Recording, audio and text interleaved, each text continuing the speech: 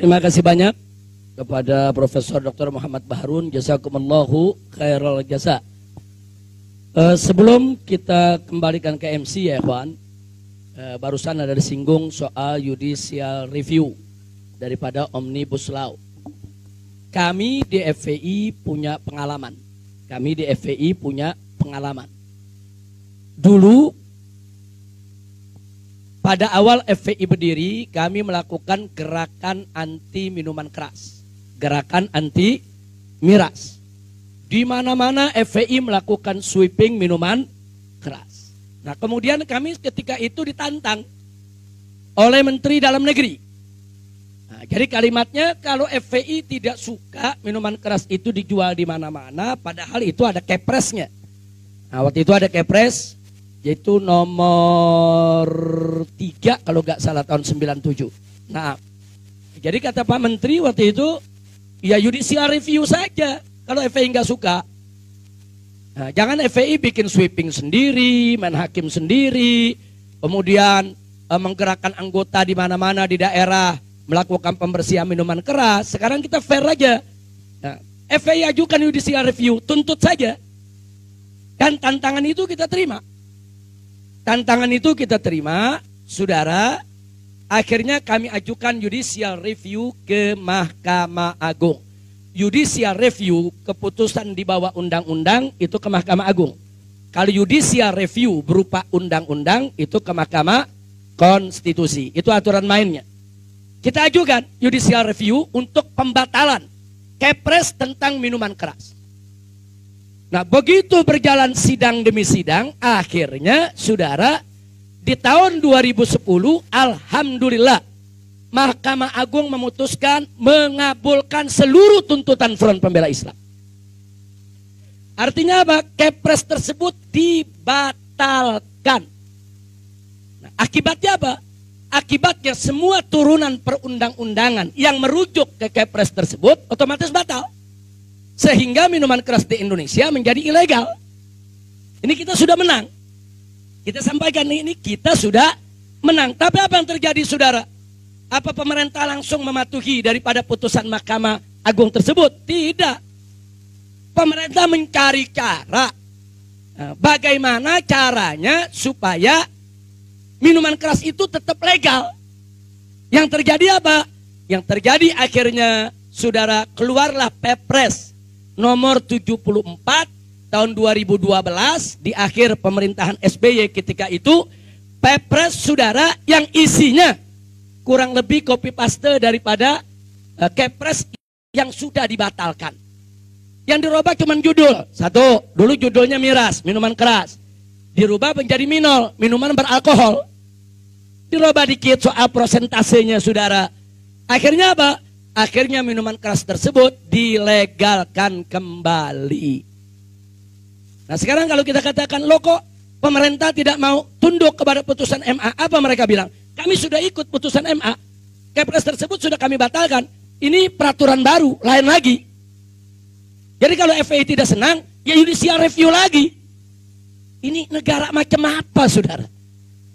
Lalu kalau kami judicial review lagi, kemudian kami menang, siapa yang jamin tidak keluar keputusan baru lagi? Ini jadi problem. Saya pernah berdiskusi soal ini dengan Pak Artijo Alkostar, salah satu hakim agung. Pak Artijo, ini bagaimana ceritanya? Satu produk perundang-undangan, kami judicial review, kemudian dibatalkan, tahu-tahu pemerintah mengeluarkan peraturan baru, saudara, yang serupa, hampir mirip, cuma roba-roba redaksi. Terus ini kalau begini caranya, kita disuruh judicial review lagi. Nanti begitu kami menang, mereka bikin peraturan baru lagi. Apa begini sistem hukum di kita punya negeri? Saya tanya langsung ke Pak Artijo. Beliau menjawab ketika itu, beliau sendiri, ya memang belum ada ketentuan Habib. Kalau beliau sendiri bingung, saya tanya, ini Pak Artijo Alkostar bukan orang sembarangan ya ikhwan. Ini hakim agung berdedikasi. Nah, beliau sendiri gak bisa menguraikan, apa nggak ada satu klausul hukum kalau suatu produk perundang-undangan sudah dibatalkan oleh Mahkamah Agung, nggak boleh dibuat perundang-undangan serupa. Nggak ada ya kawan. Saya tanya apa ada produknya, apa ada klausulnya. Beliau menjawab tidak ada. Nah kalau sudah seperti ini ya capek dong. Kalau kita judicial review, Sekarang Omnibus Law, kita judicial review, kita menang. Besok muncul lagi, dirubah namanya Omnibus Liu umpamanya. Nanti kalau kita bilang, wah ini kok hidup lagi, lain nama, lain nomor, lain tahun. Lalu sampai kapan kita dikerjakan, saudara? Dikerja ini sampai kapan? Nah ini problem juga. Habib, Profesor Muhammad Baharun, ini problem serius, bukan tidak serius. Saya kasih contoh lagi, kawan kita, Bang Egy Sujana.